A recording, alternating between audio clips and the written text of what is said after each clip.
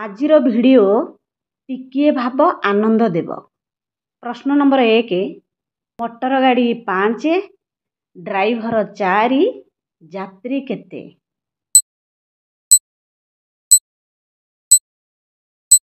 ଏହାର ଉତ୍ତରଟି ହେଉଛି 2। ମଟର ଗାଡ଼ି 5ଟି ଅକ୍ଷର, ଡ୍ରାଇଭର 4ଟି ଅକ୍ଷର, ଯାତ୍ରୀ 2ଟି ଅକ୍ଷର। ଏମିତି କିଏ ସେ ଯିଏକି ଆମକୁ ତାଙ୍କ ଜୀବନଠୁ ଅଧିକ ଭଲ ପାଆନ୍ତି କିନ୍ତୁ ଅନୁଭବ କରନ୍ତିନି?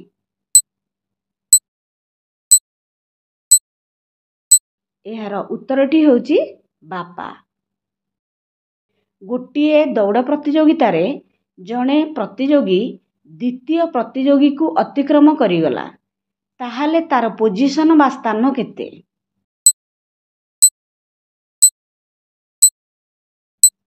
ତାର ପୋଜିସନ ହେଉଛି 2। ଗୋଟିଏ ଟ୍ରକ୍ ଗୋଟିଏ ଗାଁ ଆଡ଼କୁ ଯାଉଥିଲା।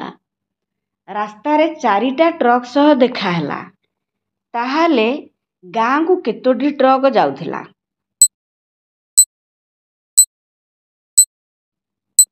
ଏହାର ଉତ୍ତରଟି ହେଉଛି 1, କାରଣ ଅନ୍ୟ ଟ୍ରକ୍ ମାନେ ଗାଁକୁ ଯାଉନଥିଲେ। ଏମିତି କେଉଁ ଜିନିଷ ଅଛି ଯାହାକୁ ଆମେ ଯେଉଁଆଡ଼େ ଗଲେ ଫ୍ରି ବା ମୁକ୍ତରେ ପାଉଛେ?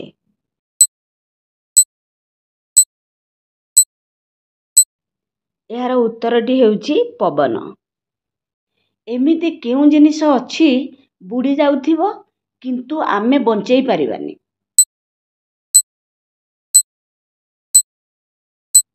ଏହାର ଉତ୍ତରଟି ହେଉଛି ସୂର୍ଯ୍ୟ।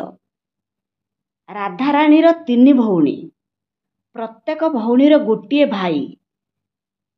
ସେମାନେ ଭାଇ ଭଉଣୀ ମିଶି କେତେ ଜଣ?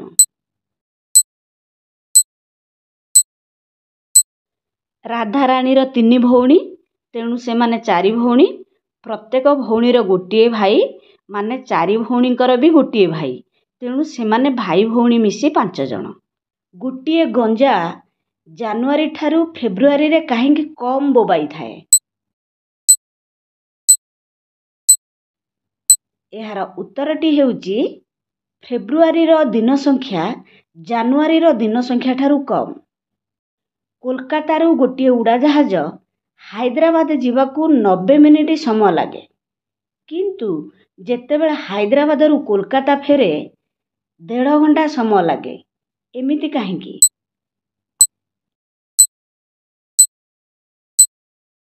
ନବେ ମିନିଟ୍ ଯାହା 1.5 ଘଣ୍ଟା ଏକା।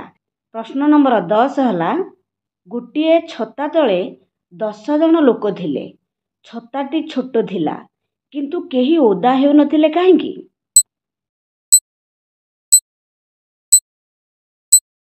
ଏହାର ଉତ୍ତରଟି ହେଉଛି କାରଣ ବର୍ଷା ହେଉନଥିଲା। ଭିଡ଼ିଓଟି ପସନ୍ଦ ହେଲେ ଲାଇକ୍, ସେୟାର ଆଉ ସବସ୍କ୍ରାଇବ୍ କରିବେ। Thanks for watching.